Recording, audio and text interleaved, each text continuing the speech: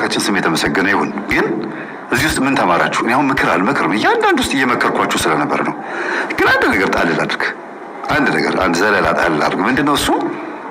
እባካችሁን እህትና ወንድማማቾች በእግዚአብሔር አብራችሁ በምትኖሩበት ሰዓት ለእናታችሁም ለአባታችሁም ጸሎት እያደረጋችሁ ግን ህይወታችሁን አድኑ።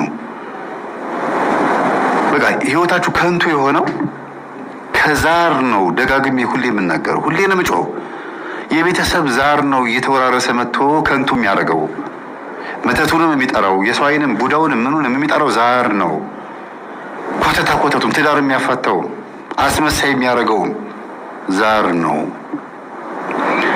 በተዘዋዋሪ መንገድ ዛሩ ማለት ኮከብ ተብሎ የሚጠራው ነው። እና እባካችሁን ቤተሰቦች ራሳችሁን አድኑ።